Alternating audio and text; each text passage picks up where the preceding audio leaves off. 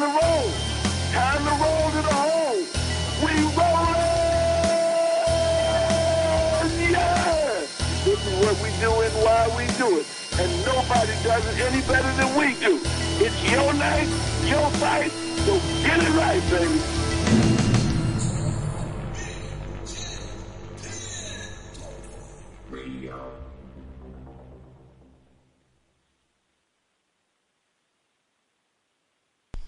There it is, Mr. Matthews. What's up, brother? What's going on, man? How you doing? Doing good, doing good. Another week?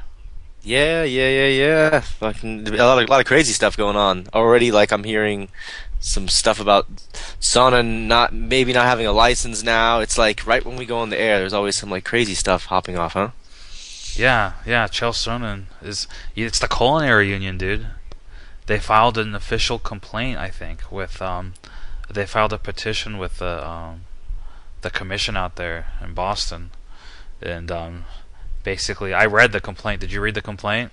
I actually didn't read the complaint. I just read that they sent some sort of complaint in, and I guess nice and strategic too, because they did it right before he needs probably the cutoff point for the license. Yeah, so I think it's like one of the unions that's like involved with the culinary thing, the whole thing with the culinary union and the UFC beef and all that, and basically for those who don't know. They filed this petition with the commission in Boston, and it's this really long, lengthy legal document, and it reads kind of like a bankruptcy papers or a divorce decree or something like that, and basically what they're saying is because Chael Sonnen was convicted of money laundering in Oregon, and his TRT use, and all those little asterisks by his record and stuff like that, that they don't want him to be eligible for licensure in the state of Massachusetts. And so they're holding a special hearing. Chael Sonnen's not going to be there. The commissioner in Boston said that the UFC hasn't even really been communicating with them on the matter, that they're kind of just waiting to see what happens, what it looks like as of right now at least. And what's crazy is the freaking union, they're sending representatives to Boston because when they have their meeting, which is I think it's tomorrow, when they have the special closed doors meeting, they're actually going to protest it. They're having members of the union go down to the commission offices and kind of like petition and protest, saying that they don't want Chael Sonnen to fight in this state. Guys are crazy. Wow. Yeah. That is actually insane. So they're allowed to just that's like a public thing. They can just walk in there and just start protesting, and it's just like that's okay. I guess so, dude. I guess so. They were using some real technical terms in their paperwork. I don't really recall what they were. I'm not a lawyer, but yeah, they were just basically saying he's like an unethical dude, and and based off his criminal record and his use of testosterone, that they believe that there's enough there so that he shouldn't be licensed. So wow. Now I don't know what kind of legs that's gonna. I mean, because I'm pretty sure that was disclosed, or like much of that was probably disclosed on the pre-fight screening, right? No, I mean, didn't they? I mean, there's some sort of like procedure that they have to go through. Yeah, you have to get your exemption, your test, your therapeutic. But they just wanted a note from his doctor. I don't know what they wanted. They're probably doing tests and stuff like that. Oh, I pulled it up right now. They said, we urge the license be denied because Mr. Sonnen has been convicted of a crime involving moral turpitude, and that's like the basis of their complaint. And they're saying, revoking medical license because fraud against federal government through money laundering was a crime of moral turpitude, as defined by Smalley Courts, California, Section 18.USC, blah blah blah. So they're saying, I mean, is there? Hold on a second. The problem they're going to have run into is there some sort of like precedent already set with another fighter who in a similar situation, like criminally or whatever it is, like Floyd Mayweather gets out of prison and can go fight in Vegas. Yeah. I mean, it doesn't, it's kind of like, where are you going to draw the line? I don't really see it, like it happens all the time in sports. People that do bad shit end up playing and being in the spotlight anyway. it's just better for business. Yeah. So I don't know, man. I don't know where that's going to go. But I'm sure it'll be see. fine, dude. I mean, not only do you have the UFC, behind Sonnen, but you also have Fox. This is their headliner of their debut show on Fox Sports 1. They're basically launching the network with this event, this new network. And there's a lot of money and power that go behind both those companies. I don't really think that there's going to be any hiccups here. That would be crazy. I would think that the legal team is probably pretty fired up. But it's pretty strategic if you think about it. I mean, they're doing it right there with a week left, basically 10 days left before they're supposed to fight. Yep, next Saturday. Yeah, so I mean, that gives you a 10-day window, which I mean, they're really trying to screw things up. I mean, it's pretty obvious that they're going to try to throw as many monkey wrenches into the UFC machine before. It's inevitable that the UFC will eventually win, but they're going to try to mess up enough stuff that it definitely hurts them in the process. Yeah, It's crazy. It's nuts. Yeah. Anyways, let's talk about our show. We got to get our first guest on the line here in just 1 minute. We have Chad George coming up. He's the fighter from Occupation Fighter, that hit MMA documentary. He's also a WEC veteran, a BAMA veteran. The guy's fought all over the place. He's from my home state of California, and he has an announcement to make on our show, which is why we have him on today. So we'll see what the announcement is, and I'm pretty sure that Chad George fans will be excited about it.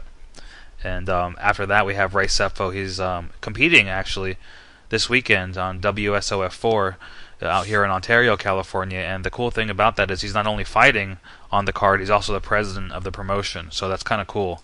What I thought was cool is the guy he's fighting goes, I'm getting hired right now to beat up my boss. That's the quote that this guy's running with as he's marketing this fight, because he is technically fighting his boss. He's fighting the president of his promotion, so it's kind of interesting. You know what I mean?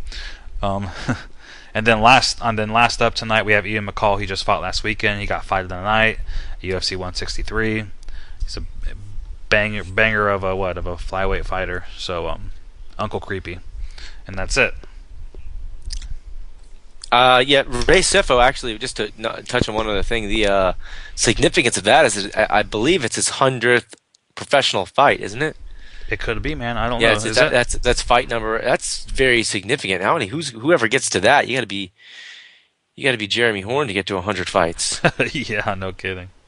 He's definitely been around the block and has fought a lot of guys, and a lot of experience in kickboxing and mixed martial arts. Has trained a lot of champions. See him in the corner all the time when Randy Couture is fighting. He has a lot of influence on a lot of the fighters coming up. All the fighters out of Extreme Couture. It's a significant event for him. And it should be an interesting fight based on what Pedro was talking about. It's kind of like the boss versus the employee. If anybody has followed some wrestling back in the day, that's been done a few times. Well, yeah, rate, how many people don't like their boss in this world, right? And then you get this guy actually gets an opportunity to fight his boss. I'm sure Ray Sefo's an awesome boss. You know what I mean? But it's kind of an interesting story. It really is. I also don't know too many promotional presidents who actually fight for the promotion that they own. There's a whole little interesting thing there, and so we're gonna go live with Chad George right now, and then after Chad, we're gonna get Ray Sefo on the line, and we'll continue on the show from there. But up first, we have him on the line right now is Mr. Chad George. What's up? What's up, Chad? Hey, not too much. What's going on, guys? Not much. Thanks for joining us, man. So let's get right into it, bro. We have an announcement. We were told we have this announcement from you, and I know that as a fan, I'm excited. Why don't you tell us about it and let our listeners hear what's going on? Well, I mean, I'm excited. It's been a long time. It's been a rough year for me. As a lot of you guys know, I had back surgery in February. I was contemplating retirement, and I kind of had two choices: either do the surgery or retire. And we went with the surgery, and we didn't know how it was going to kind of turn out. And now, we've got, a big, like, what the announcement is, like, I'll be fighting October 5th in Pomona for a show called Pandemonium, in the Los Angeles area. And, I'm feeling the best that I've felt probably my entire career. That's amazing news. Well, we're so glad that you're coming back to action, man. Was there ever any hesitation there with coming off the back surgery and stuff like that? I mean, were you hesitant to come back and fight again, or did really the back surgery was it so successful that you just really are in a good place and you're really ready to come back and make an impact? Well, yeah, of course. Like anytime you have surgery, this is the first time I've ever had surgery in my life. So, I didn't know what to expect. And, this is a lot of kind of experimental stuff they did in my surgery. They did a lot of stem cell work. And so, they're hoping that my recovery would be fast and, I'd be able to get full mobility and proper strength back in my body. And I didn't think it was going to be as fast as it was. I mean, I'm still only 6 months out of surgery. So when you look at it that way, the fact that I'm already training as hard as I am and being able to be, in training camp right now is pretty incredible, and I'm blown away at how well I feel, and I just can't wait. I feel like I get a second chance to come back into the sport as almost like a fresh kid coming into it. So it's pretty amazing to me. Now let's talk about the injury. How long had you been having these problems with your back that prompted the initial surgery? Believe it or not, I have had the injury for probably a little over 4 years. It's probably been closer on the 5. And I herniated a disc real bad training for a fight, and we didn't know how bad it was. And so I never really had it looked at. I knew there was some kind of injury because I was always having back pain and I was always having spasms, and it just got worse and worse. And then over the years, I had to start getting cortisone shots just to train. I had to get epidurals just to get through fights. And it, got to the point where I wasn't even wrestling in my training camps anymore because I couldn't. It was just too painful. I couldn't put on socks in the morning. I couldn't do anything. And, I just pushed through it. And that's why when it came down, I'm like, you know what? I can't train the way I need to train to be able to compete on the level that I should be competing at. And then there's no point in me doing this stuff anymore because I'm not fighting just to be, a guy that's still fighting because he loves to fight. My goal is to go out there and fight so I can become world champion. And the way I was, I wasn't able to train that way. And so now we've been able to take care of that problem. And I to be honest, I wish I would have done this years ago, but you can't look backwards. You only can go forward. Amazing. So you're fighting. Who are you fighting, man? I know it's coming up in a couple months, but who's your opponent? Do you have an opponent? And what's up with that? Yeah, I right now I do have an opponent, but it's not locked in stone just yet. So I don't want to just kind of throw a name out there, but it will be October 5th for Pandemonium. That's what it's looking like. So it's I'm excited. Even if the opponent does change, which I hope it doesn't, I'm excited for this fight. It's going to be exciting. I can't wait. And again, I feel like a 16-year-old kid is getting to go run out on the field for the first time. That's awesome, man. Take us through the injury again. Exactly like when the injury happened. Everything is. You feel great now, but I imagine that you talked to several different physicians and doctors and surgeons, and what sort of other options did you look at before you finally bit the bullet and went the route you did? Well, for the first couple of years, I just didn't even, surgery wasn't even a choice. I couldn't even really afford having an MRI. So I didn't know how bad my injury really was outside of the pain.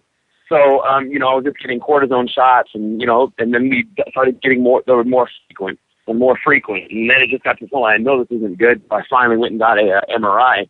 And when I went to show my MRIs to the first doctor that looked at it, he thought it was a guy in a wheelchair coming in. He didn't think he was going to be a guy that had just competed in the Jiu-Jitsu World Championship and had been fighting for the last handful of years. He thought it was literally a guy coming in that was just unable to walk. Wow. To the point where they actually took photos of my MRI scans to use them for clinical studies that somebody was functioning on such a blown disc. Wow. So let me ask you this then. When you didn't know, or well, I guess you knew your back was hurting, but you probably, I'm sure you didn't understand the severity of what was going on. Do you ever look back and attribute some of the losses you've had to this injury and a lot of the problems that you've been having that you obviously now solved because you feel great? But do you ever look back at some of your run in the WEC under the Zuffa banner and think, I could have won those fights if I didn't feel like shit? I wouldn't have ever taken any fight if I didn't think that I could win it in the capacity that I was in. So, I'm not going to be one of these guys that's going to make up excuses for, oh, my back was this, my back was that, Do I think that I might have had a better performance? Maybe. It's definitely very possible, being able to do everything the way, that I should be. But I know what I'm bringing to the table now, and that's what's more exciting to me.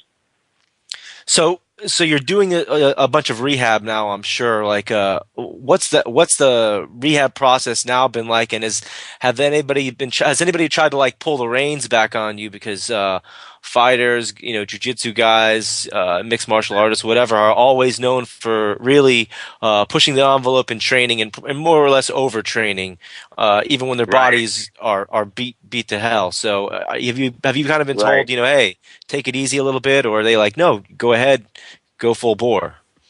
Yeah, for sure, absolutely, 100%. I think a lot of fighters, including myself, I'm guilty of it. Pushing way too hard and just beating yourself up, and I'm pretty sure that had a lot to do with my injury. But now, I've got a great team with Orange County Fight Docs out here in LA that has been working with me ever since we started even contemplating the surgery, doing my physical therapy. I've also got the AFT Center here in Santa Monica, and they've been an incredible asset on doing my hands-on therapy, my strength and conditioning with my core work. And I mean, we spent months just doing therapy on the muscles to get my body and my core strong before we even started doing any training. So, we did a lot of procedures that we're still doing now before I even do any lifting or any cardio work. So it's an ongoing process that I'll probably have to stick with, for the rest of my career, but I'm not upset about it. I think this is stuff that I should have been doing as maintenance, my whole career. That's one thing that we all do is we only want to do things when we're hurt. We only want to go take care of things when it's injured. You don't want to do things as routine maintenance to keep it away from being injured. And this is the first time in my career that I do all this stuff before my workout, before my training, and maintaining myself. And I'm not going to be that guy that's training with giant guys anymore. I've been doing this way too long to feel like I've got something to prove by sparring with a guy that's 220 pounds. It makes absolutely no sense. So, it's just about being 100% smart with all my training now. And, going into each training session excited and feeling good about training. Amazing. Now, where are you training at, Chad? I remember you from the PKG days. I don't know if you're still there. Right. I still talk to you. Yeah, absolutely. Are you still over there? Yeah, I am still at PKG. This is my, it's been my gym, my family for a long time, and we've got a bunch of great guys at the gym here. All the instructors, all of our fighters, and I would not be able to go anywhere else. Awesome. And so that's a team that you've been with for a long time, like you said. How excited are your teammates and your coaches to see you back healthy and training at full capacity? Like there has to be good energy going on there. Oh, it's amazing. It's great because we're all working together as a team, and this isn't just for me. This is for my team. This is for everybody that's kind of been behind me all these years, and people that are just supporting me coming back into it. It's not like I've been gone for all these years, but the fact that I'm kind of having a rebirth into it with, taking care of my injuries, everyone, including myself, my family, and everybody at the gym is just so excited for us to all kind of be here together. That's awesome. All right, well, tell our listeners, it's October 5th. Where can people buy tickets? How do people get their hands on seats for this event, for your comeback and all that? Well, you can always follow me directly on Twitter at Savage135, Chad Savage George on Facebook and Instagram. I'll have all the stuff posted on there as soon as I find out. I know Pandemonium Fights, they'll have all that stuff updated as well. I'll have all those links on my social media. and we'll keep everything kind of posted as much as we can. And that's pretty much it. I think tickets are going to go on sale in 5 or 6 days or something like that. It's going to be a blast. I am beyond ecstatic. Awesome, man. Well, definitely keep us in the loop, Chad. When you know who your opponent is, let us know. And when tickets go on sale, we'll be happy to push some links out for you and get the word out as much as we can, man. Really, really awesome to see you back in action and feeling so good, brother. Hey, I appreciate it, and thanks for the support over all these years. And again, this one I'm doing it for everybody that's always been behind me, and we're only going forward from here. Excellent. Anyone else you want to thank before we let you go? No, man, just gotta keep it simple. Just all the fans and all the people that have been behind me. Thank you guys all so much. Thank you guys for having me on and helping us get it out there. And I'll see you guys at the top. There it is. Welcome back, Mr. George. We'll talk to you soon, man. Thanks, guys. All right. Later. Hey, so you don't have an opponent name yet. That's the only thing. So we got everything but the opponent's name. Yeah, but he's coming back. I mean, after back surgery, you know what? He does have a lot of talent, and like I said to him, I remember him from the PKG days, and I kind of now, in hindsight, can remember him in the gym and not doing the wrestling drills. Like, that's really not any BS. I mean, this was back in the day when Dan Hardy trained there. Mac Danzig and Gabe Rudiger and Chad. Those were like the main pros, the most high level guys in that facility at the time. And Chad was kind of. I remember the wrestling drills. I remember the sparring sessions, and I remember Chad kind of complaining about his back here and there and not really feeling up to doing some of the stuff that the other guys were doing, and I never put that together until just right now. So, he was a guy that was always very talented, and he had a unfortunate couple fights in the WEC. I mean, the guy bounced back after his WEC career very well. He went on a nice little run, and so I guess now he's back and healthy, and that's awesome. So, couldn't be happier for him. Yeah, I mean, that's got to be real difficult for somebody who's trying to make their living and make their way up the ranks as a fighter. Like that's their thing. That's what they're trying to do, and you can't even train to do what to get to the goal you're trying to reach. Well, especially, I mean, you get signed to the WEC, and at the time that was the spot for bantamweight fighters, and he just freaking went with it. He didn't really go his way, though. I guess we know why. Yeah, I mean, and back injury can end you, man. I mean, that pretty much ends athletes' careers. If you end up with a bad back injury, you're pretty much done. It happens all the time. So if the hard part about all this is that you can't train through it. So there's no way you're going to make it through a grueling training camp. At least not one where you're going to be fully prepared to win a fight.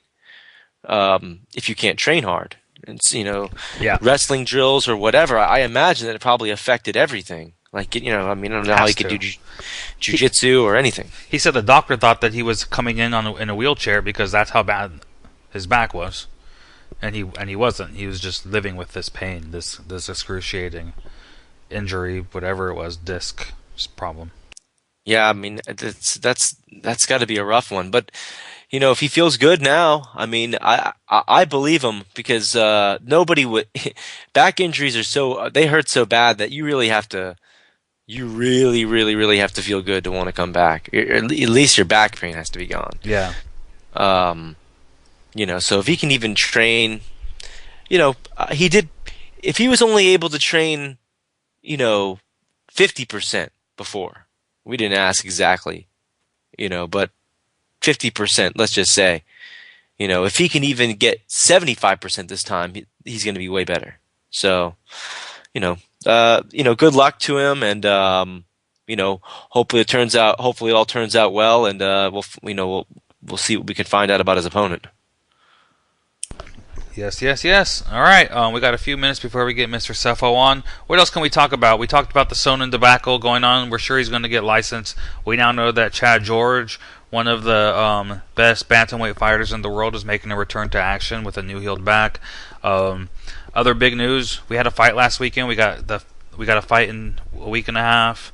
What do you want to touch on, Mr. Matthews, while we have some airtime to kill?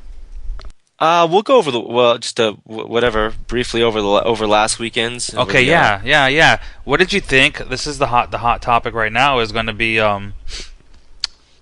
Machida Davis. Phil Davis.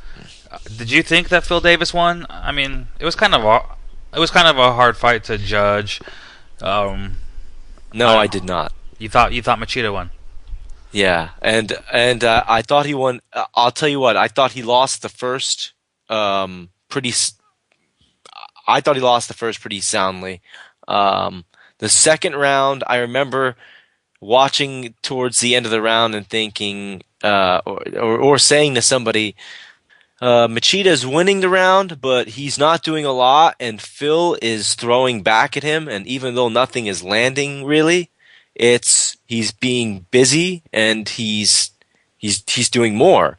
I was like, so even if he's doing nothing and nothing is landing, it's, Machida was just moving in and out and he wasn't throwing, and it was just, round 3, I thought, again, it depends on how you want to score those takedowns, but I can't score the takedown where I just can't score the takedown where you do nothing. No. The first round takedown, forget it, right? Yeah, the second round takedown. The second round is the one. He was landing some possible. stuff. Yeah.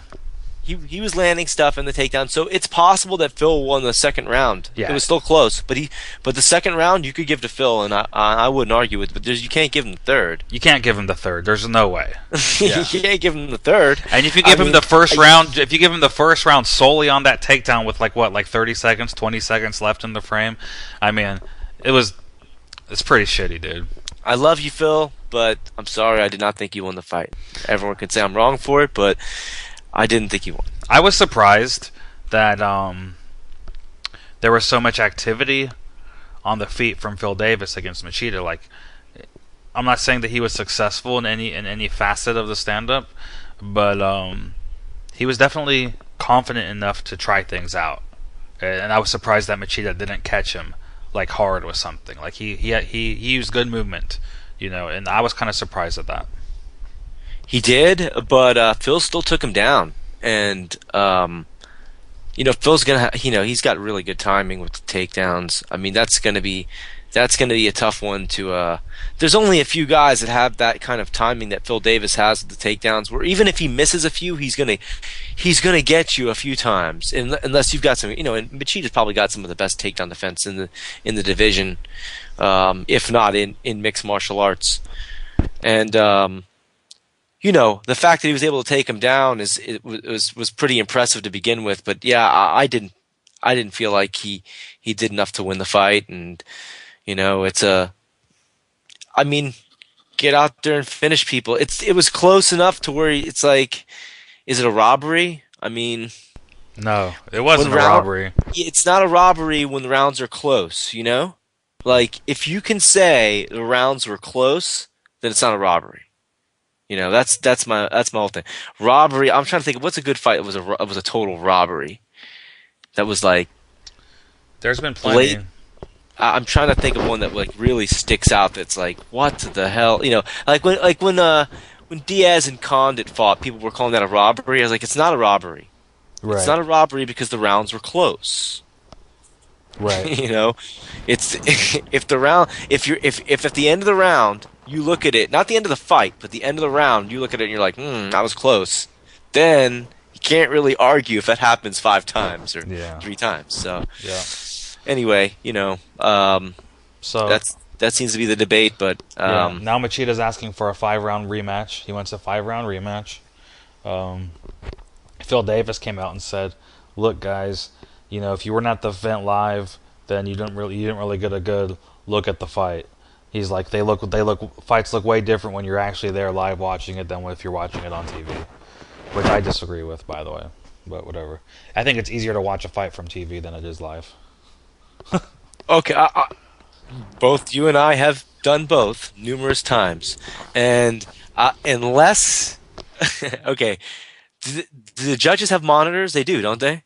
I don't know if they use the monitors in Brazil or not, honestly. Okay. If the judges have monitors, then absolutely doesn't even make any sense at all. But you know, even if they didn't, you're still gonna. I mean, you're still gonna see some impact. I mean, the television view is pretty good.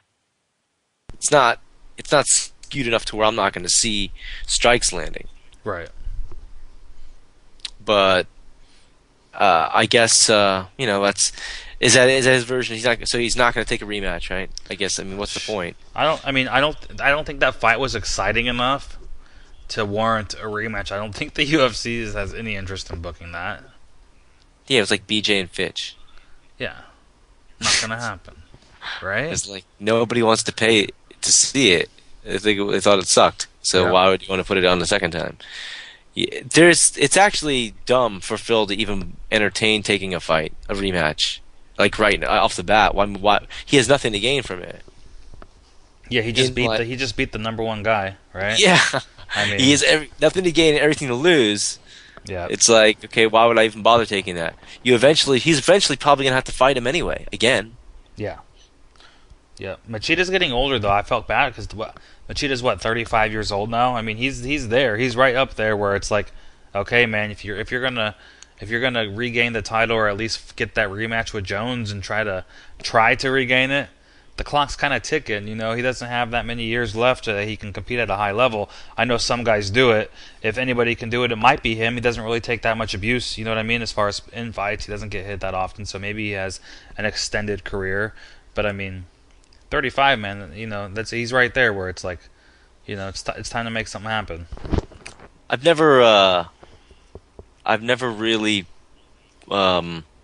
had held out much hope for guys that whose style like predicated on speed and timing as you got older.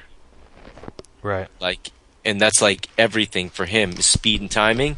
What's the first thing to go? Speed and timing. Right. So that's why you always see the guys who are more technical. They're the ones that are like still going. You'll see like wrestlers, like really technical wrestlers and jiu-jitsu guys.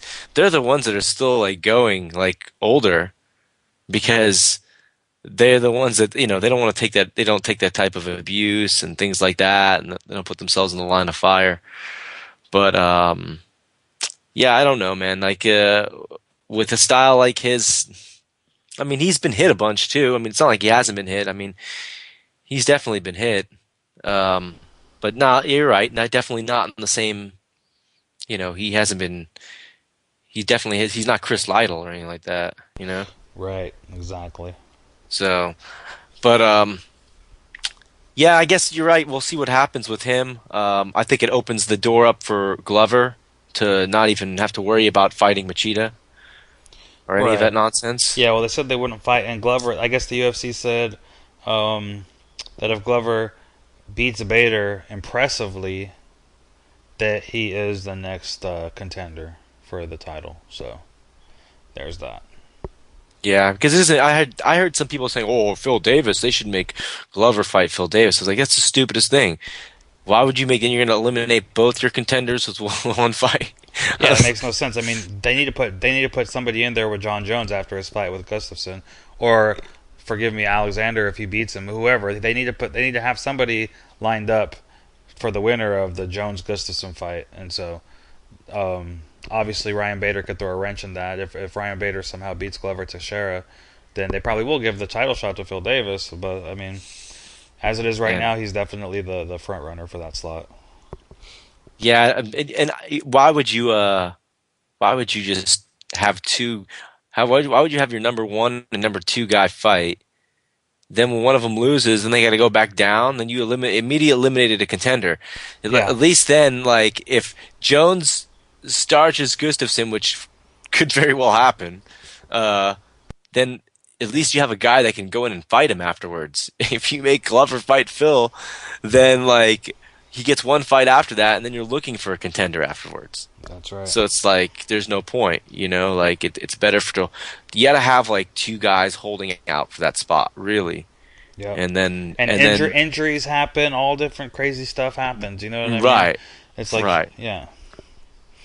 I don't know, man. It's and I guess the other big thing, since we're sitting here having that, is that Tito and Rampage is all I've been hearing about on the as far as the message boards and Yeah, the they kind of Bellator held a press conference on Monday, and ever since they've kind of stolen a lot of the spotlight on the MMA world with Tito and Rampage. I mean, even Bjorn has been more outspoken. Bjorn is the Bellator president, for those who don't know, Bjorn Rebney. Even this guy has kind of come out and talked more than usual. He kind of took a stab at Chael Sonnen the other day, saying in Bellator they're a real sports competition. No way a guy coming off 2 losses could talk his way into a title fight with them. And, seems like they're slowly kind of making their way to go to battle with the UFC more and more. I mean, I think it's pretty obvious. I think what their strategy right now for that pay-per-view, they're going to try to stack it up as hard as they can. I mean, it's pretty obvious right now that they've gone running back to Eddie Alvarez to try to get him to fight on their pay-per-view against Michael Chandler. I'm fairly certain is what they're going to attempt to do. At least if they were smart, they would attempt to do this. They would go and they would call, and Eddie would be sitting out for another 18 months if he doesn't do something. So I'm sure he wants the paycheck. The question is how the two can come to an agreement, given all the circumstances and all the stuff that's gone on, like in the public and in the press, and there's just been a lot of stuff going on between both parties. And yeah, I mean that's a tough pitch. Try to get Eddie Alvarez to fight for them on the pay-per-view. I mean, if Eddie is a smart guy, he might just go ahead and take that because. Right now he's sitting on the sidelines. They did match his contract word for word, so he's going to be getting paid. But I mean, I don't know. Got to be. I feel real bad for Eddie Alvarez because he's in a real tough spot, man. Yeah, the problem is that the amount of money that is going to be demanded, like, does it? Like, at what point is it like diminishing return? Because I can't imagine this. If we're just seeing, what can this Bellator show do? It could probably do 50,000 buys. Is it possible? Could it do 100? Yeah, I guess it's conceivable because Affliction did 100. Affliction did 100 with Josh Barnett on the card, and or was Josh Barnett or Fedor on the card, and a lot of other people. And during a different year, MMA was a little bit hotter. Back when they ran that show, I don't know whether that's the thing. Can Bellator run a show and pay all these guys the crazy amount of money? Ben Askren's contract expired. Right, right. Does Ben just not do anything? Does he just sit out? Because if he goes and gets an offer from USC, they're going to exercise their matching offer. So, and I don't know that the UFC is going to be really interested in Ben Askren, but I mean, maybe they will be. Of course they will. Just I'd be interested in him if nothing else, just to take your champion away. The same way a Hector Lombard went over is the same way I could see Ben Askren going over. It would have helped that if he had that flashy performance in his last fight, but again, he's undefeated, he's a champion, and he does have a little bit of a name to him. So there is something to be said about that, and you're seeing that a lot in a lot of these other different organizations now. It's important. I think a lot of people forget that. They think if you're not in the UFC, you can't be that A level, you can't be that good fighter. But there are guys that come over from the UFC who are top of the food chain that get beat. It happens all the time. It happens inside the Bellator cage. It happens inside the World Series of Fighting cage. It happened to John Fitch. We talked about it a few times. It happened. John Fitch was ranked top 5 in the world, walked right into World Series of Fighting and got choked out. Quick too. Yeah. And the interesting and the cool thing about that is that Josh Berkman, and a lot of people, and only hardcore fans will remember him from his UFC run, but now he's not considered a UFC guy. He's kind of that's a World Series of Fighting talent. They kind of they kind of gave him the opportunity and gave him the ball to run with, and he made the best of it. Yep, I mean he's beaten 2 UFC vets for that promotion. He beat Aaron Simpson, who was also a very talented fighter for the UFC promotion, and then he took out John Fitch. So pretty badass. Yeah, I mean he's looking for a bigger and definitely bigger and better things in his career, money wise, because he so far so good for him. Now the question is, I'm kind of curious as to who all they're gonna get for some future cards. Are we looking at getting more guys who aren't signing with Bellator or the UFC? I thought that a guy like Paul Daly would be great in there. Again, but he's got those visa issues. And he just signed with Bama. He signed with Bama, so that was what I was thinking before he signed with them. I thought, hey, this might be a good position for him. You put yourself on US TV. You still get your name out there. But again, he signed with Bama, and I'm kind of curious to see exactly who World Series of Fighting comes up with as challenges for Berkman. I mean, he definitely is riding high off a big win over John Fitch, and it looks like John Fitch is going to get another fight. So it'll be interesting to see who they get over there and how they can kind of build a roster and get their challengers and set for those title holders, and just how the whole thing is going to come together. So hopefully we'll get some news from that. We're going to have Ray Sefo on very shortly coming up here. So hopefully we will get some news on the World Series of Fighting front. So, Pedro's getting him on the phone right now, and sorry about the delay there. We were supposed to have him on a few minutes ago, but sometimes we run across. Here's what's happened. Here's what's happened. He's getting very bad cell service in his hotel. So Mr. Sefo just gave me his room number and the number to his hotel, and we're gonna call him there. So, bear with me 1 second, George, and I'll get him on the line. Yeah, see, we figure it out. We always figure it out on BJKitPen.com radio. One way or another, we'll find a way. You can't hide from us. Even if your cell phone's not working, we'll get you at your hotel. That's right. But yeah, Ray Sefo is fighting. Again, his 100th professional fight. Are you sure it's his 100th professional fight? I'm almost positive it's 100th professional fight. I'm almost positive of it. All right, you're gonna ask him that question. We're gonna ask him. We'll verify it, but I'm pretty sure. But yeah, it's gonna be it's definitely, that's a milestone, man. How many people reach that kind of that's a lot of combat experience, man. 100 professional fights. Most people are like, oh, I just want to get a couple in. I wonder if you start out at 5 and you think, I want to get to 100.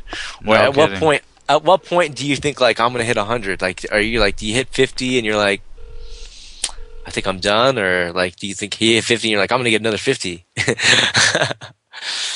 It's definitely a milestone and a benchmark for a fighter like that, who's fought stand-up fights. He's also training fighters, and now he's promoting for World Series of Fighting. So he's like on every front. He's operating on every front. He's doing the business side. He's doing the actual fighting, and then he's training guys. He's definitely holding he's holding a lot of cards right now. So we're getting him on the phone. We're calling the hotel right now. We'll have him on in a minute. Again, he's fighting Dave Huckabee, World Series of Fighting, on August 10th out of the Citizens Bank Arena in Ontario, California. So, we will get some update on what's going on in that card and what we have to look forward to. The employer versus or the boss versus employee battle, as Pedro called it. Yeah, pretty crazy. Yeah, so what is that? Is that how they're billing it? Are they billing it as the is that the storyline behind it? The World Series of Fighting actually has a lot of good video trailers, and I'm sure that they're going to work something up for this card also. If you haven't caught some of the other trailers they've done. Okay, we're good to go. That's right. We actually got him on the line right now, Mr. Matthews. It is Mr. Ray Sefo. Mr. Sefo, how's it going? Hello? Hello, Ray. Can you hear me? Hello? Ray, we can hear you. Can you hear us? Oh, okay, there you go. Yeah, there we go. So how's it going, sir? Good. Just a little bit of running around, but all good. Yeah, how crazy is this? How crazy is this week for you, and next week going to be, being that you're the president of the promotion and you're actually fighting on the main card? I mean, this has to be kind of stressful times, huh? Yeah, it's the normal things that I do, getting ready for a fight, and a lot of the other stuff is being handled by my staff. So it's not too bad. It's not as bad as I thought it might have been. You know what I mean? Right. Makes sense. I'm sure you have the staff and they're doing what they can to kind of fill your shoes. But is it challenging for you? Is it challenging for you on a day-to-day basis to say, like, whoa, I'm fighting next week. I'm not acting like the president. I'm acting like an athlete, and I have to step away. All right. Is that a challenging role you're having to deal with, or are you adapting well to that? No, I take one day at a time, and everything seems to just be flowing. Obviously, I'm not at the office like I am usually, but I get my morning training in. I'll stop by the office for an hour or so, and I go home, rest, and then back in the gym in the evening. So, all in all, it's very fortunate that I have a great staff, and everything is handled, and so I'm not, and they're amazing. They're obviously saying, listen, get your training in and all that, and so everything seems to be just moving smoothly. So it's great. Well, that's fantastic. When you started World Series of Fighting, was it always in your plans to fight for the promotion that you're heading up?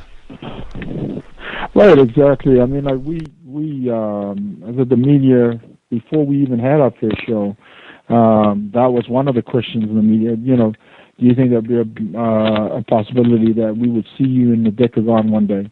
And I said, yeah, absolutely. That's definitely, something that could happen, especially because I was still competing.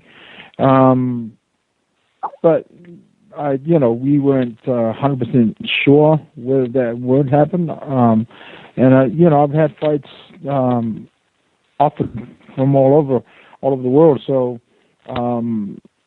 when Hollis got injured, unfortunately, Hagoba was obviously didn't end up fighting, and so it was just matchmaker Ali talked to me about it, and it was just the right timing and right opportunity. So I said, yeah, absolutely, that'd be great.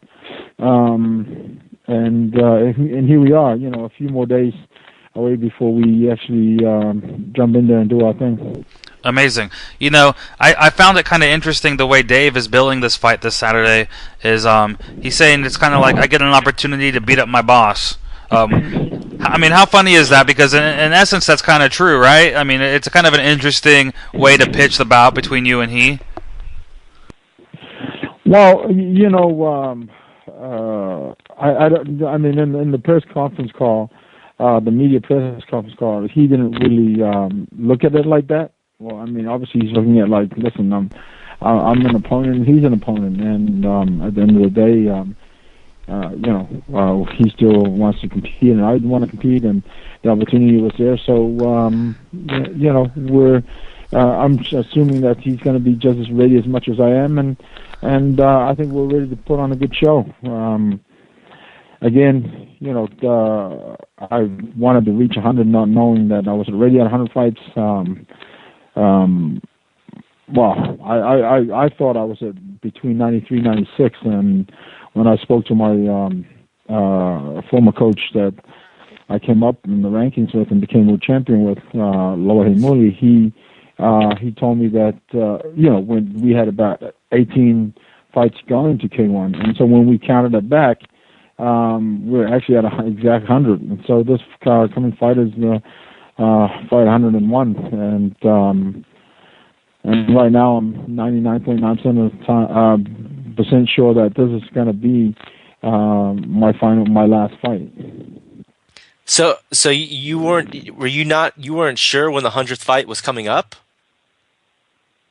Right, exactly. I thought my record was at I miscalculated a couple of fights, and when I spoke to my former coach that I came up in the rankings with, and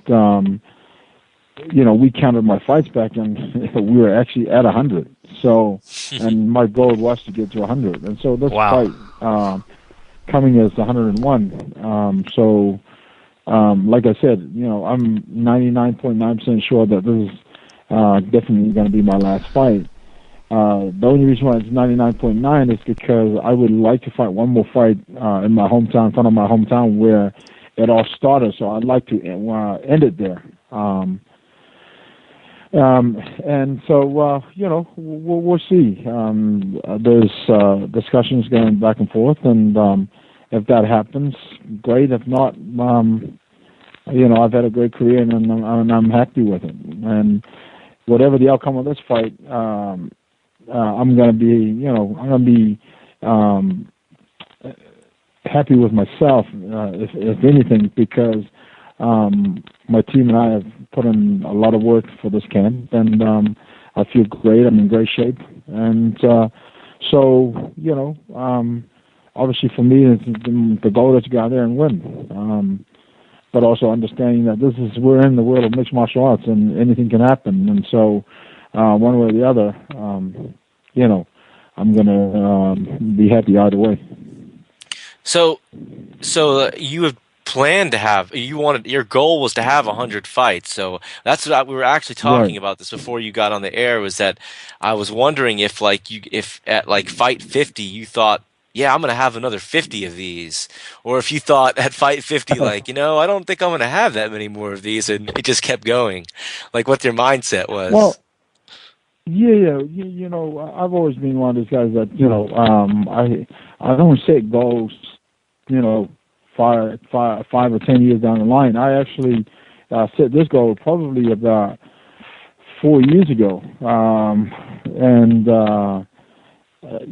again, like when I first had my first fight back when I want to say 17 and a half, 18, I never thought about being a world champion. I just thought about winning. And then after I won my second amateur fight, I thought about fighting for the amateur title, with the national amateur title. And when I spoke to my coach about it, he's like, yeah, sure, let's make it happen. And so, we set that goal, and then the next goal was to, right after my third amateur fight, I turned pro, and I challenged the professional champion at the time that had a fight record of 27 and I want to say 4, and that was my first pro fight, and I beat him. So, each step was a moving forward step, and this goal, after winning 6 world titles and have fought the best of the best in the world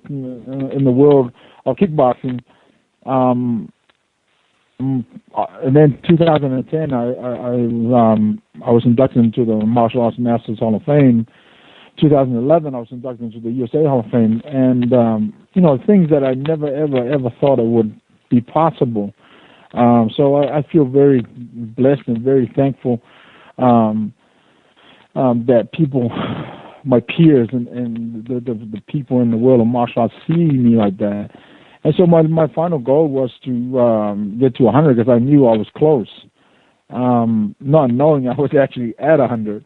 And when we counted the fights back, we were actually at 100. So this is 101, and this could be my last fight. And I've had a great career, and I got so many other things that are on my plates. Like, for example, the worst is of fighting. My son, who's the most important thing in my life. My team that I coach. So, I got a lot of great things and great people, that positive things and positive people in my life, and so there's a lot to do, and I've had a great career, and I'm very content with this being my last fight. It's gonna sound like an odd question, given that you're a promoter for World Series of Fighting, but given that you've had so much vast combat experience, and not just yourself, but you've trained world champion fighters in multiple disciplines in mixed martial arts. You still do that. You're a prominent figure. The pinnacle to most fighters is fighting in the UFC. Has that ever been a goal of yours, to ever just say, I want to have that one fight inside the octagon? I've never thought about it like that. I think if I was 10 years younger, that probably would have crossed my mind. That being said, if the opportunity had presented itself, I probably would have thought about it. But I'm at a point where, for me, is I remember hearing this from one other guy in my late, and I want to say my early 20s. He says, sometimes you got to leave other important things to do. Leave important things to do other important things. And this is one of those things where I feel like I could probably fight another 5-6 more fights. But like I said, when you have a plate full like mine, I got to find time to fit everything in. And and the most important thing is, obviously, is my little boy, and spending time with him, and the Wizards of Fighting, and of course my guys that I coach at Extreme Couture. So that's kind of like more priority for me now than actual fighting. Now, knowing that this is gonna be my last fight. Amazing. Now you're definitely a legend in the world of combat sports, sir.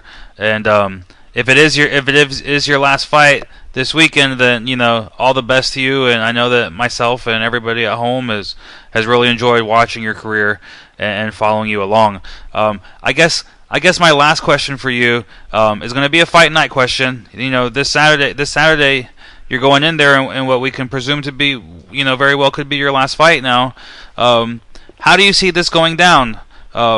It's kind of a generic question, but for our listeners at home, you're obviously a stand-up guy, and your opponent seems to be a very well-rounded mixed martial artist. He has a resume of a lot of TKO, KOs, and submission victories. He kind of has a nice mix there. So how do you game plan for this guy, and how do you see it going down fight night? Well, Dave is, Dave Huckleberry is obviously an all-around fighter. His record speaks for itself. I have nothing but respect for Dave. I expect like you said, he has a lot of knockouts in his fight record. So I expect him to probably stand and trade. But that being said, I have no doubt in my mind that he's probably going to want to take the fight to the ground.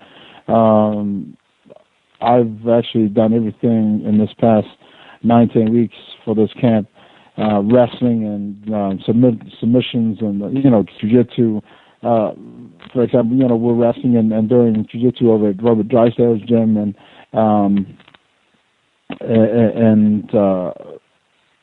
wrestling at Extreme Couture, the kickboxing, boxing. So I feel like we've covered everything. So it's not going to matter where the fight goes. I personally think my wrestling is better than Dave's. Just from the footage that I've seen of him, he's I'm wrestling with some guys who are great wrestlers, and so I feel like we've covered everything in terms of the ground. So and in terms of wherever the fight goes, so I'm ready for wherever the fight goes, and I think it's going to be a great fight because again, like I said, Dave likes to bang, and so do I, and so one of us, I don't see this fight going the distance. I think one of us is going to end up getting knocked out. So one way or the other, we'll see come Saturday night. Amazing. Again, it's a fantastic storyline, and you just dropped another bomb on us that makes this fight even more intriguing. Is the fact that this is likely going to be your last fight. So, Mr. Sefo, thank you very much for giving us your time tonight, man. Really appreciate it. Well, thank you for having me, and I appreciate the love and support from you guys as well. Thanks, bud. All right, have a good night. Thank you. You too. Bye.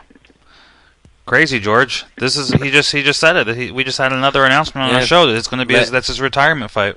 That's a legend in combat sports right there, man. Like, he really has helped a lot of other people. I mean, he's had a great career himself, but he's helped a lot of other fighters. Like, there's a lot of mixed martial artists now who are getting a lot of their knowledge passed down from him, and now he's working the business side, like you were talking about. He's doing the business side. He's pushing the pencil also. So he really does know this game well.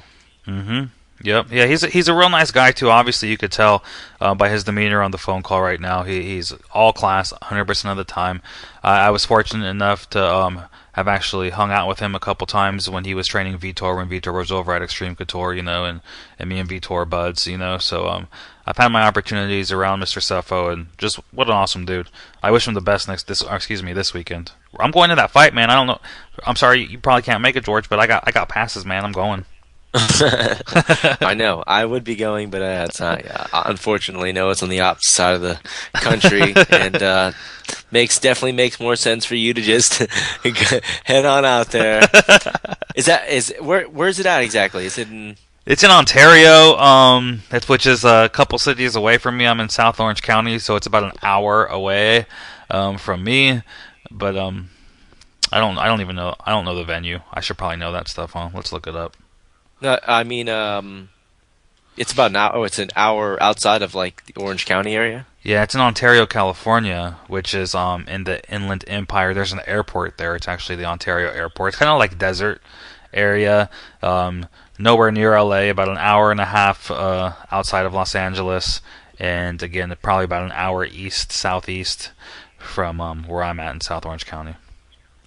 Oh, okay. So, I mean, yeah, at least it's somewhat local for you, though. Yeah. Yeah, it's worth the drive, man. It's an awesome card. I mean, I'm really excited about a lot of the fights. So. Well, I mean, you're about to see Ray Sefo's last fight. So, yeah. Can't beat that.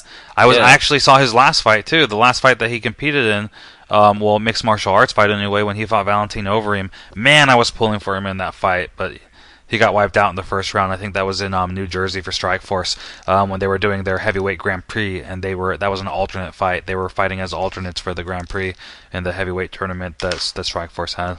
That Daniel Cormier ended up winning. That's right. That was the card where Bigfoot and Fedor fought, or something like that. It was Fedor Silva. Yep. Man, what a crazy night that was. Whew. I tell you what, though, man. After a week in New Jersey, in New York, I was ready to go home, bro, because it was cold. There was snow on the ground. It was like winter time out there, and man, it was a crazy night. That was a crazy night when Antonio Bigfoot Silva just completely dominated Fedor. Yeah, that was I was actually there when Fedor lost to Fabricio Verdum too. That was even way more crazy because Fedor was unstoppable then. You know, that was in San Jose. Yeah, that was like, you know what? I wasn't even in the country when that fight happened. I was out of the country. I was actually in Dubai when I was out of the country and I was in Dubai when that fight happened. And I remember I got it on like everything is delay, you know, and so I got the fight delayed, and I'm watching this and it already seen the result posted on a forum, and I remember watching it's like, no, this has got to be a troll, and sure enough, Fedor was tapping, and I couldn't believe it because it's one of those things, you know. Fedor was the guy that would, you know, eventually get you to the ground, get on top of you, and pound on you. And Verdum was not going to have any of that. And in retrospect now, when you look at it, you know, it's almost to be expected. As good as Verdum is on the ground, I mean, he submitted Nogueira also. So, Yep. you know, maybe was it Fedor falling? It was also Verdum kind of coming into his own. Yep, that's true. That was a nuts night. I tell you what, man, that was a crazy night. I think the Nick Diaz fight on that card too. Maybe that was another night. I have a lot of memories from San Jose and the Shark Tank, but I remember Fabricio Verdum, like him and his whole crew, all these crazy Brazilians running through the streets of downtown San Jose with their flags, like Brazilian flags, and they were like chanting like I don't know, some kind of Brazilian Portuguese, you know, some kind of chant in Portuguese, and it was almost like kind of like what they do for soccer games, you know, like if their soccer team wins, like those real passionate soccer players, you know, they're just running around and parading through the downtown area. It was nuts. Our good friend Alex Oxendine was there too, and he was filming the whole thing. This is Alex Oxendine, one of the founders of Shoot Media, who he's no longer with Shoot Media anymore, but he was back then, and he was filming the whole thing, and he was having such a hard time catching up with these Brazilians and keeping up with them that he completely busted his butt and fell and did like 3 somersaults in the middle of the street. It was pretty funny. Yeah, that was a pretty crazy time. I imagine that it got pretty nuts. You know, Fedor losing, the feeling I got was pretty equal to the feeling I got when Anderson lost. I would say that I was kind of like thinking the same thing, like, whoa, is that the end of it right there? You know, is it the new crop? I remember you looking, you're like, this is it. This is the new breed coming into MMA. The John Joneses, you know, you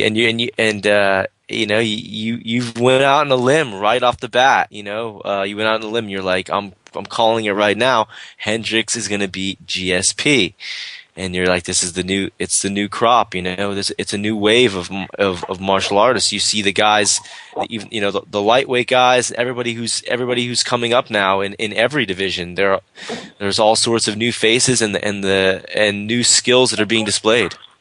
That's right. And speaking of new faces in the UFC, somebody who's coming off a really fun and exciting fight that got him Fight of the Night honors last weekend at UFC 163. We have him on the line right now. He's Ian McCall. What's up, Mr. McCall?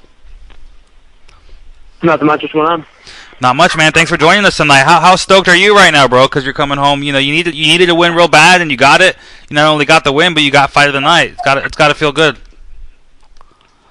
Yeah, man, it feels great. I'm just, you know, obviously happy about the money, the bonus, and all that stuff. And I just got to Aspen, to my mother-in-law's house to visit, see them, and my daughter's here. She's taking care of my daughter while I was in Rio. So I'm just sitting down with her. Awesome, man. Well, from all of us at BJPenn.com, congratulations. It's officially your first UFC win, so that's huge. You know, you've had some great fights.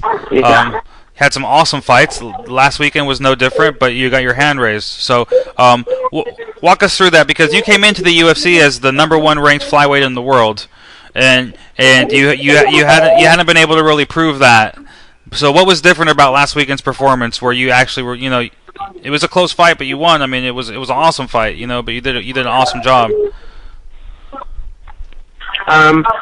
You know, just a lot of stuff that going on in my life at the time that I let affect my performances, and you know, I wasn't able to show the world how good I really was.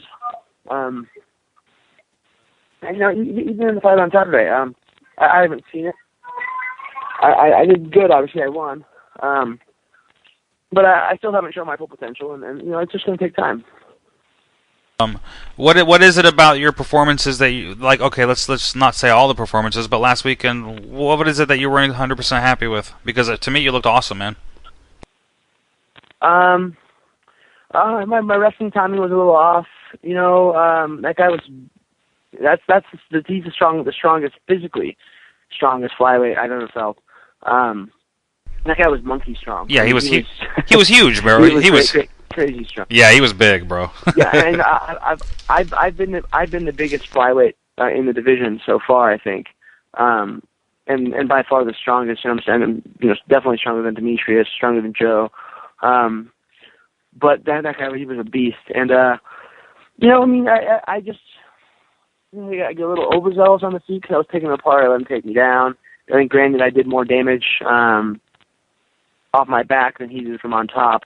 You know, I kind of showed a little bit of my ground and pound. But, you know, my ground and pound is, I think, the best. I think one of the best in the world, you know. And I think that, you know, maybe I don't have a black belt, but I showed I can fight off my back. I can get up. I can hit you off my back. I didn't really go for any submissions, but I think if there was if I had actually focused more on getting him down, I think I could have been able to finish the fight. It's just, you know, there's just small things that I have to watch and critique myself. I'm always going to be my biggest critic. Do you think like the most of your performances or the earlier performances you had, like against like Demetrius Johnson, like or let's just talk about the first one. The first one was a draw. I actually think that a lot of those fights were pretty close, and they could have gone either way. But do you think that maybe it was just a little adjustment to the UFC, to the crowd, and to everything that was going on there that required a little bit of adjustment? Because you looked really good the other night. No. It was a mental thing, you know, and it didn't have anything to do with the crowd. I love the crowd. You know, the fans make me happy.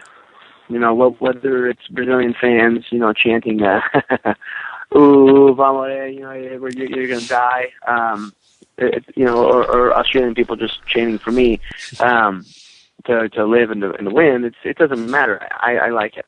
It's a positive thing for me. It's just.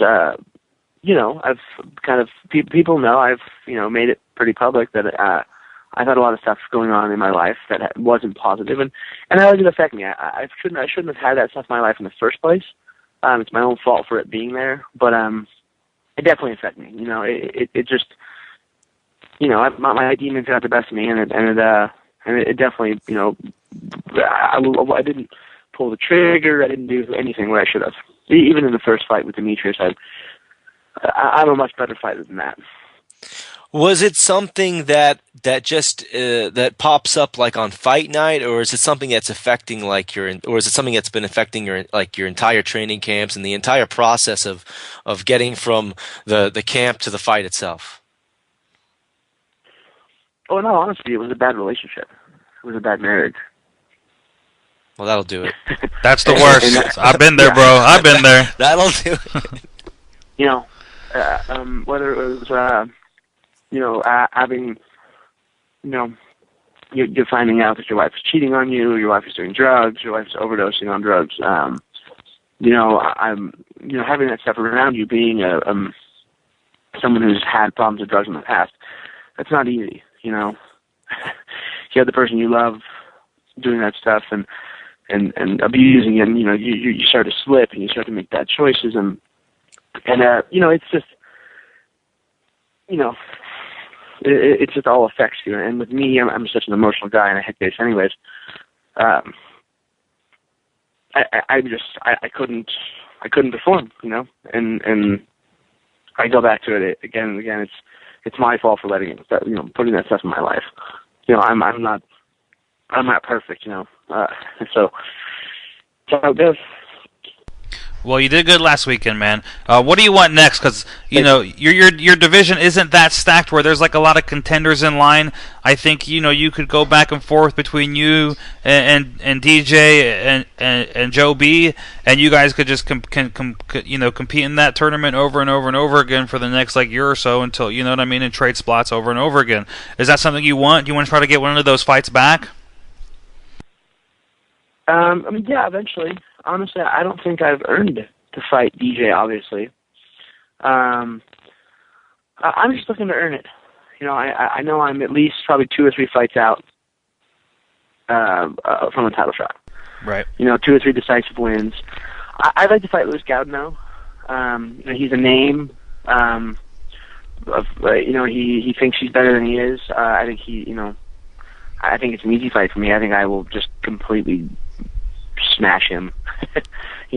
I think who was it? Johnny Bedford showed that his ground is garbage. Right. He does have good boxing. His hair sucks. His hair really offends me. Just for some reason, something about him offends me. And you know what? He's a nice guy. We've shaken hands and stuff, but something about him just bothers me. I don't know if it's the fact that he's from Jersey or whatever. It just bugs me, and I want to punch him in the face. I want to put his lights out. So that would be nice. I know he's fighting later this month. Me, man, I'll fight anybody. I really don't care.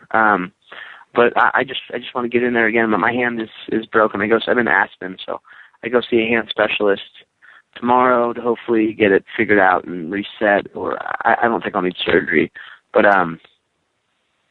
once that gets fixed, then I'm going to stay in shape. My ex-mother-in-law that I'm staying with out here has a big, beautiful ranch, and she has a Pilates machine, and there's some bikes and stuff. So I'm going to be working out as soon as I can, stop limping from kicking someone. I think I landed like 43 leg kicks, so I can ice my stuff up tonight and feel better tomorrow. I'll be working out. I mean, I'm back in the gym hopefully tomorrow.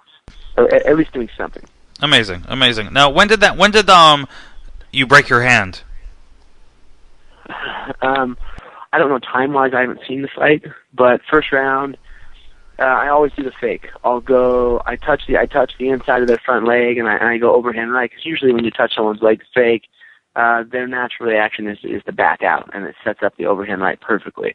I'll go overhand right to kind of looping left hook or overhand right. Whether some guys I'll put down with it or rock them so hard I'll go in with a flurry or takedown or something. But what he did was he didn't back out. He almost went into it. I felt, and he had a coconut for a head, and I wasn't able to turn the punch over.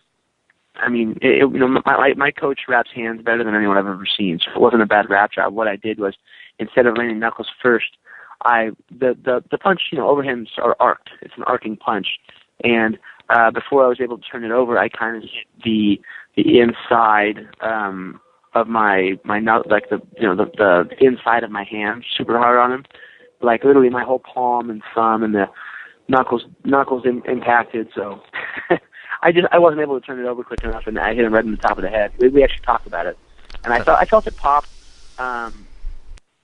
Pain wise, whatever. It's just a hand. It's I don't know. I obviously kept punching with it, but maybe it took a little pop off my punch. I'm not really sure. I wasn't.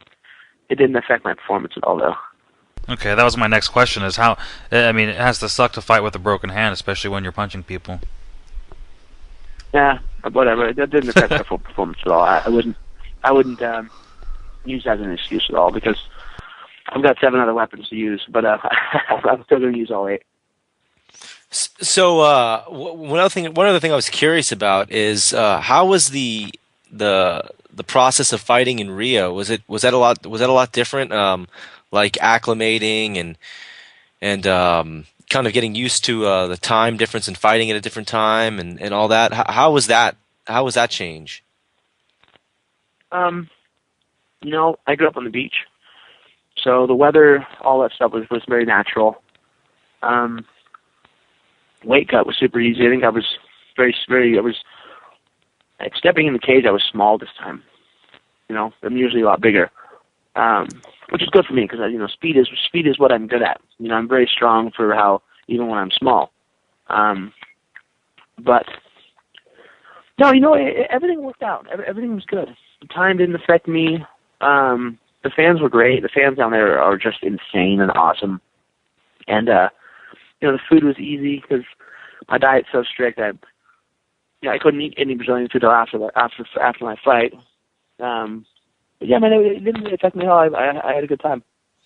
It really seems like that you don't really catch the same amount of flack from the Brazilian fans as some of the other fighters in the U.S. got. Is that mostly because a lot of it because you really endear yourself to the fans? You really do like them. You think it has a lot to do with it? Why you're kind of embraced by all the hardcore fans, and they really are kind of loved by the community. You kind of came out of nowhere.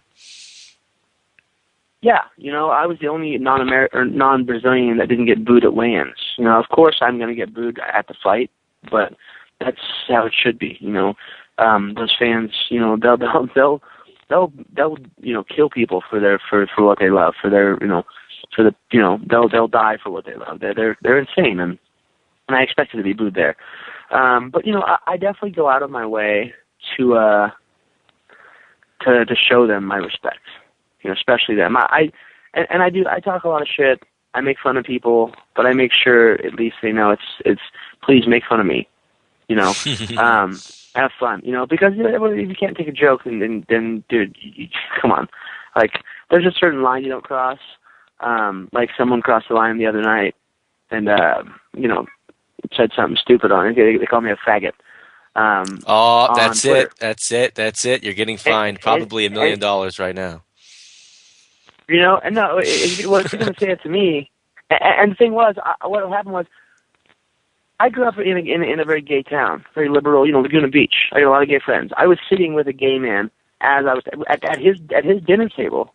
That's where I stayed after the fight. Was my coach's brother is gay. I don't have a problem with it. There's pictures of me dressing in his carnival outfits. That's like family to me. My coach is like family. That's his brother. That's like my family. I stayed at his house. And for someone to go out of their way and say that, you want to troll me online and do whatever, like, I'm sorry. For one, I'm a way bigger smartass and I'm funnier than you are, so I'm going to turn it on you, and I'm going to make sure that, for one, you don't say stuff like that because you can offend people. If you're going to make a joke, be funny. If you're going to say stuff like that to your friend, that's different. But you say it in public, then I'm going to make you feel like a douchebag. I'm going to make you feel like that you shouldn't say something like that because you shouldn't. At least in that manner, a negative manner. It's just not how it should go. It just really bothered me, and I kind of lost it. So I made sure to turn the UG against him because that's not right. But so trolls beware. You want to mess around, have fun. You can make fun of me all you want, but for one, at least be creative and be ready to have me make fun of you back. And two, don't be stupid, because then I'm just going to get pissed off and I'm going to have people hate you. Hilarious. As well they should. Hilarious. Man, let me ask you this. Where did this big personality come from? Because I kind of feel like Ian McCall, came out of nowhere, as George kind of hinted to in his last question. You kind of came out of nowhere. You're this huge personality. You're not the champion of the flyweight division, but you're kind of the face of the flyweight division. You know what I mean? Like, you're the guy that's out there that does all the press, that does all this stuff for the fans. You have the big personality. Is this just something that you were born with? Does this all come natural to you because you're kind of just spot on with everything? Yeah, it does come natural, and I see that our champion lacks it. Not to say that he's a nice guy. Demetrius is a hell of an athlete. He trains his butt off. He is an incredibly nice person. He's just socially awkward. He's getting better. He's a nerd. He doesn't really seem to go out of his way for the fans. He's just strictly business, And then that's not me. I like the attention, for one. I do. I love the attention. And Elvis said it best, and I've quoted this plenty of times. The fans are the ones that put the shirt on your back. They're the reason you have what you have. So why not give it back to them? It's just how it works. And and I don't really see. Like I said, I go out of my way to be the face because I know I should be champion. I haven't lived up to my expectations yet, but I one day I will be champion. And I'm gonna make sure that when I am, I'm gonna be a legend in this sport. I was raised in the sport by Chuck Liddell, so he taught me how to truly take care of the fans and do what's necessary. Give them what they deserve. Amazing. All right, Mr. McCall. George, you have anything else for Ian before we let him go? No, man. Definitely cool stuff. And, as soon as we can find out who the next fight's going to be against, definitely want to have you back on. And hopefully the hand's not too beat up. Yeah. It'll be fine. Like I said, I'm getting it fixed. I'm getting it fixed tomorrow, and then probably 6 weeks before it's healed. And I do a lot of physical therapy. I'll do whatever it takes to make it heal as fast as possible, and then hopefully be fighting in October, November. I mean that would be a realistic projection for me. So you're looking for a pretty quick turnaround right now. Then trying to get healed up and just get right back in there, get another couple fights under your belt. Yeah, I mean, if I can fight twice before the end of the year, let's say I can go out there and I can blow somebody out in October or November, and then pick up another fight at the end of December because someone gets hurt or something. I would love that because the more I fight, the faster I get to my title, and obviously the more money I make. I have a little girl to feed, so and I got to buy her a house. I got to do a lot of things for this little kid. So I just got to get on the ball. Right on. All right, man. Well, again, congratulations on your win, fight of the night. I know you're stoked on that. We're stoked for you. We'll let you go, man. Enjoy Aspen, enjoy your baby girl, and thanks for joining us tonight, bro. Awesome. Thank you very much. Shoots. Later. Bye. Wow. Awesome. I think just to continue on what he's saying, I actually think he's a lot closer than 2 or 3. I don't think he's going to need 2 or 3 fights. I mean, he has to get in there and at least get 2 more fights. I think, man. I don't think he didn't do good in that tournament at all, bro. He lost to Benavidez. He lost to Demetrius. Yeah, they were unanimous decision losses, and then and he shouldn't have lost that first one, dude. That draw shouldn't have been. That shouldn't. Well, they were supposed to go to an additional round, and it never happened because the judges screwed up the scorecards. Yeah. You remember that? I mean, his future could be totally different had the judges not messed up that card. Exactly. He could be in a totally different place right now. He was on point that night, dude. He was. It was an exciting fight, dude. For a guy that apparently who just said he wasn't firing on all four cylinders or all 8 cylinders, whatever you want to call it. If he wasn't in tip-top shape and now he's feeling a lot better. He does have a very well documented history. Yeah, he's got a documented history of problems with both drugs and the law. It wasn't even that long ago. This guy was in jail out here in Santa Monica. He got picked up on a bench warrant. I think he went to jail for like 60 days or 90 days or something like that. I mean, he's definitely had some problems there, and I guess it was his wife. I mean, I guess that was a big contributing factor to his legal issues and drugs and all this stuff. And it seems like he's cleaned himself up. And when you get an opportunity like he has, he has such a big personality, and he's a guy that garners a lot of attention. On top of that, he's also a very talented athlete. You don't want to mess it up with stuff like bad relationships and drugs. I mean, you got to put all the personal shit aside, and it sounds like that's what he's done. You know what I mean? He's focusing on his career. It's a chance in a lifetime. There's thousands of dudes out there that wish they could be in his shoes. You know what I mean? So you got to really give it your best effort. Sounds like that's what he's doing. He's got the opportunity to make a lot of money, and like he said it just now. He's like, I want to buy my daughter a house. He's like, I got plans. He has a plan in mind, and he's got to go out there and get it. This is the best course of action. Is not to get involved with all the negative stuff and put yourself in a dark place.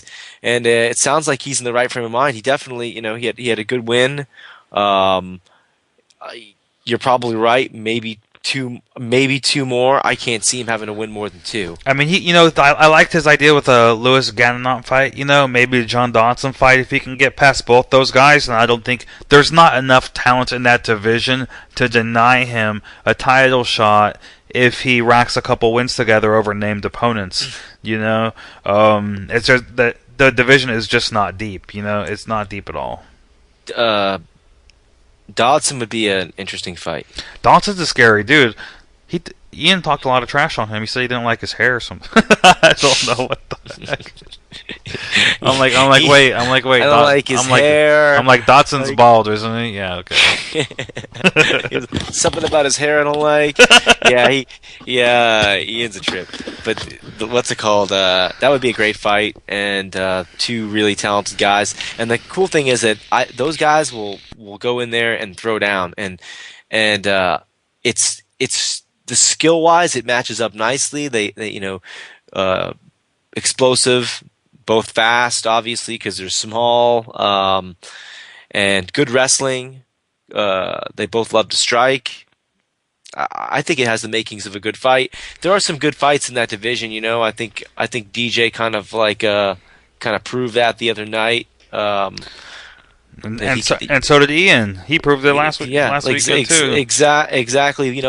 But I more brought up DJ because people thought that Rory and Jake Ellenberger were carrying that card. They were like, "Oh, that's the fight. That's the fight," and that fight sucked, fucking blew. And the fight that ended up being good was the one that nobody gave a shit about, the 125-pound fight.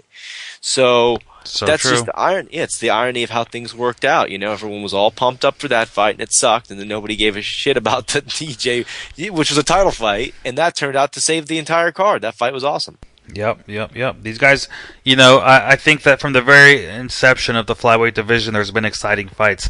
I think that these guys are so fast and so athletic that it's really hard not to enjoy. I haven't seen a boring flyweight fight yet. And kind of same thing with the female fights.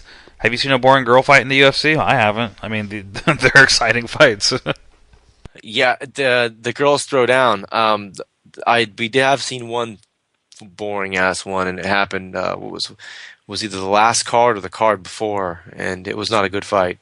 It was, I believe, it was on the same card. But it wasn't a good. The Sheila Gaff fight, was it the Sheila Gaff fight? It wasn't a good fight, but it wasn't a good fight. But you are, generally speaking, you are correct. Most of the time, the girls will throw down. Yeah, you remember how last week we were talking about Sarah McMahon, how she was she was the Olympic medalist wrestler, and I thought that would be cool to be able to one day build a fight between Ronda and Sarah as two Olympian medalists fighting, Mm-hmm. And now Sarah was scheduled to fight Sarah, and she had to back out, which kind of sucks. Yeah, that was about to be a really tough fight for Sarah McMahon. Sarah Kaufman's a tough fighter, but she's a tough dude. Sarah Kaufman is a really tough fighter, and when she fought Ronda Rousey, I thought she was going to do way better in that fight than she did, but she just got completely smashed. He froze up and got armbarred. I don't know that... She went forward and she got thrown, instantly. She just walked across the cage, got thrown, and got armbarred, and it was over. I was like, holy shit. And I remember I was telling my girl, I'm like, okay, Ronda, she armbars everybody, but this girl, Sarah Kaufman, she bangs, and she's going to, she has a chance here. Nope. I was completely wrong. But I kind of figured that. It had that lens, that style. I'm telling you, the person that probably will give Ronda some problems is going to be a female Brazilian Jiu-Jitsu black belt who can defend that armbar. Yeah, that's it. It's just going to take a Jiu-Jitsu person to and it still may happen because Ronda's got excellent grappling too, but it's going to take a black belt because none of those girls that have fought her have been black belts and have been able to defend themselves correctly in that position. They're all like mixed martial artists, and they've got some grappling experience. Maybe some of them are wrestlers. Miesha Tate was a wrestler and did some submission grappling, but her focal point was MMA, and it requires a purist jiu-jitsu guy, the same way that Ronda's a purist in judo. It's going to require another purist that understands the intricacies of the arm bar, how it's set up, how she's setting it up, her swim moves, the whole nine. And it's going to take somebody like that with some technical proficiency. And I never thought that Sarah Kaufman had that. She's tough and she'll beat your head in, but that technical proficiency that I think it takes to stop Ronda's game, I think it's just going to take a different type of fighter, and there's just not enough of them out there right now. There isn't. You're right. She's very good at what she does, for sure. Dude, did you happen to catch any of the stuff that Ronda said about Brian Caraway and Misha Tate? She did like this fan chat, or not a fan chat. I don't know what it was. It was some kind of video chat session with a couple of reporters like Megan O'Leary and a couple other people out there in the world, and they chatted it up. I think she took fan questions, but she blasted Brian Caraway. And I can't even say it on air, some of the stuff she said, because she was talking about his braces.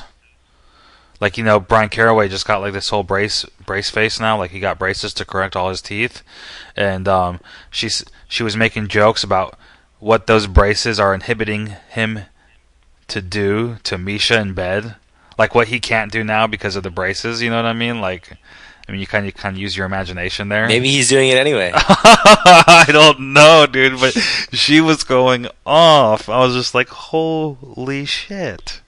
Anyways, if anybody is listening wants to hear that, because it was really funny and she talked a lot, I actually have it on the homepage of bjpenn.com, the whole video, unedited. You can check it out. That's like, man, I hope he doesn't do that. If he does that, it's like being in a deli. Anyway, all right, we're gonna get off that. So yeah, that's some kind of the current stuff that's been going down.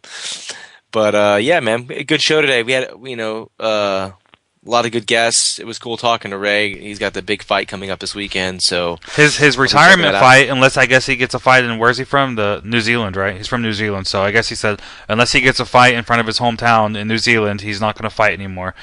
So two big announcements. One, Chad George returning to action off of back surgery.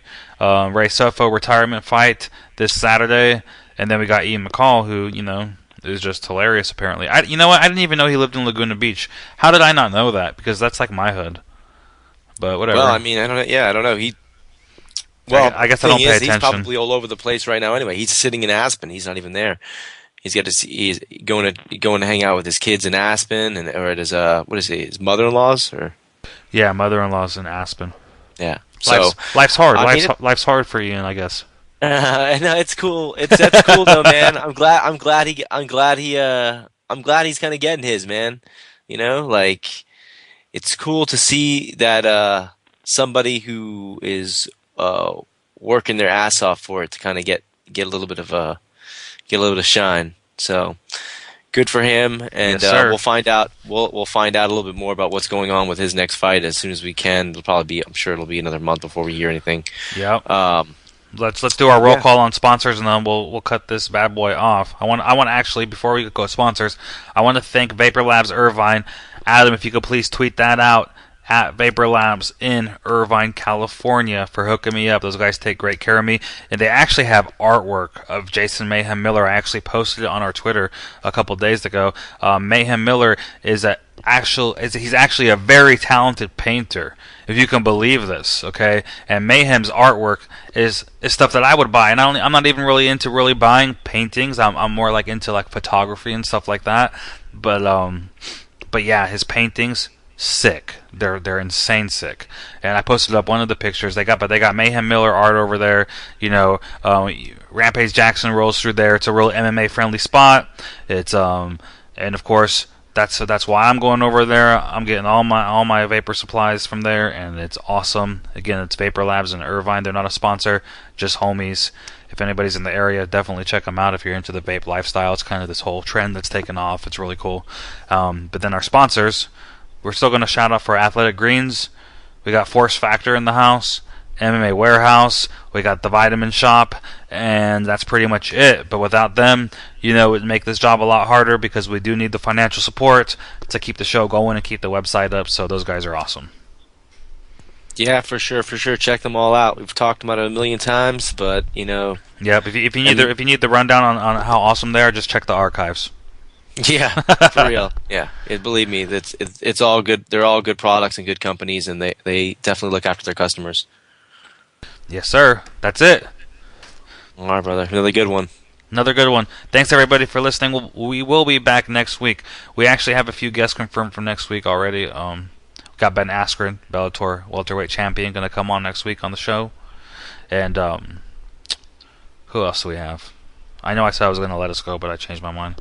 Oh, Max Holloway. And let me tell you guys, Max Holloway is he's fighting Conor McGregor in Boston, right? And he's like, what's up with this Conor dude getting all this hype, rolling in Dana White's Ferrari, what's up with that? I'm the one that's stepping in here on short notice, fighting him in Boston. I'm not getting any recognition. He's got some beef. He's gonna let it spill out next week on our show, and that's gonna be it. Now I know what's gonna happen here is I probably just spilled the beans, so our competitors are gonna try to book him before us. I'll have to talk to him, but that's what always happens to us. If I say who we're having on the show the next week, our competitors usually try to go snag him first. But whatever. What we call that is dick riding. At any rate, yeah, we're done. Have a good night, guys. Thanks for listening. Bye.